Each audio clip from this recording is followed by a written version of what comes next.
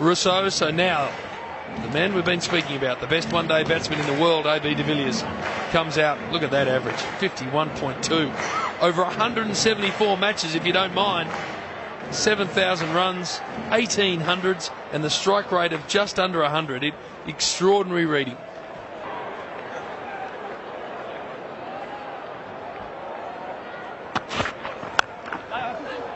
Unique action of getting his hands through the ball with almost a semi-horizontal bat. There's Glenn Maxwell. Spoke about the fact that he's been out there before. There's another example of the ball hitting the batsman. I like the fact that George Bailey's got to slip in.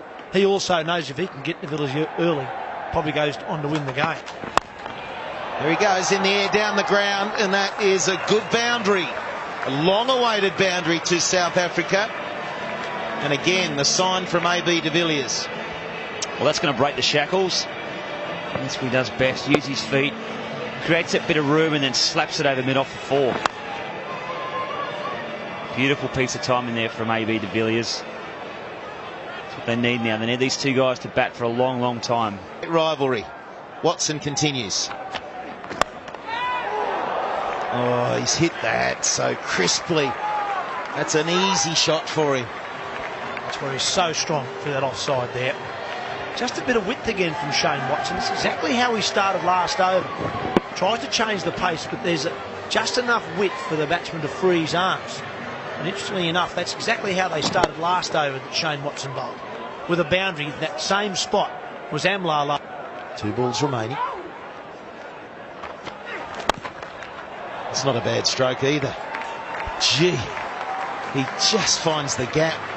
Again, it's a controlled movement. I think he's in the best form of his career right now, and that's saying something because he's been in good form in a number of years, but he's just hitting balls exactly where he wants to. That's not a bad ball. The first one I thought from Shane Watson to start the over was a bit wide. That's not too bad. That's pretty straight. He just plonks the foot down and whips it over mid-wicket for 4. Oh, get out of here. That is ridiculous. What an over for de Villiers. 3 for 189.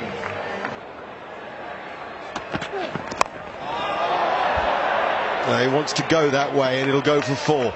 It really hurries across this outfield. They bring the offside field up, and the players are so good, particularly de Villiers. Mark Taylor highlighted this before play, getting inside out and hitting over the offside. That's exactly what he's done. He's sensed his opportunity, fields up. He's taken advantage. He thinks that the bats that they're using these days, if you can get half a bat on it, it's going to fly up that infield for 4.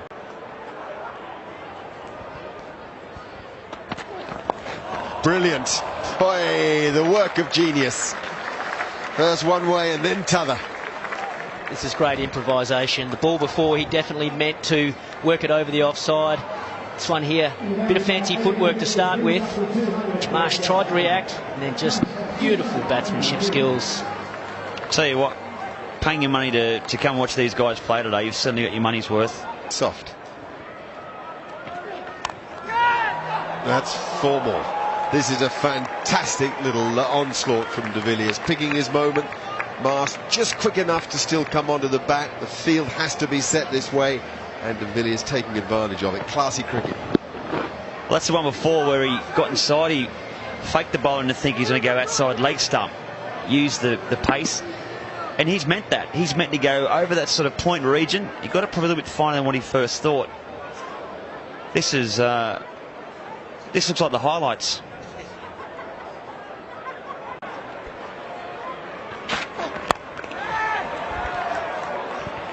Hit the ball so hard, doesn't he, from that preset base of his.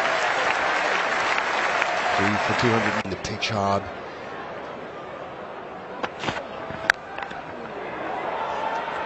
Well, this guy is quite difficult. Back comes Amla. And Amla as fit as de Villiers. This is where the guys have put in hard yards behind the scenes. This is where training matters.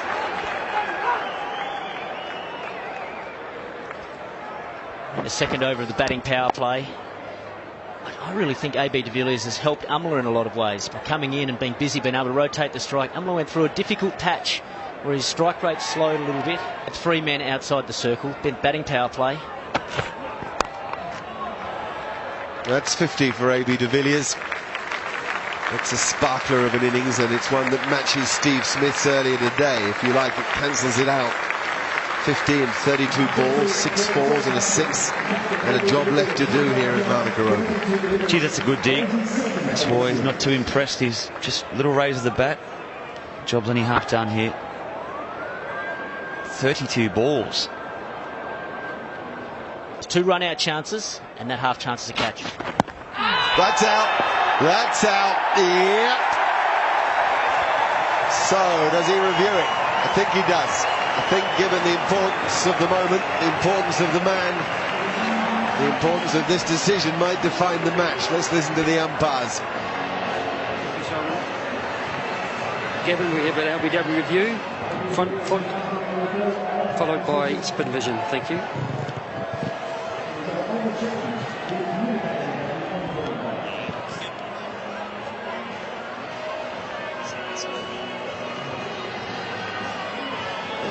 Yeah, fair delivery. Moving on to spin vision.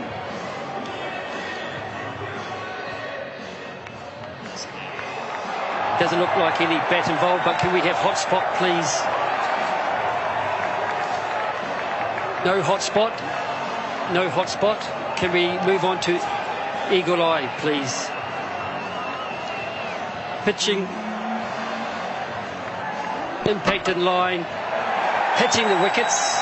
All 3 reds. Back to Simon. Stay with your decision, Simon. Waiting on screen. You're on screen now. Make your decision. Well done. We've heard the process. Thanks, we've seen the finger.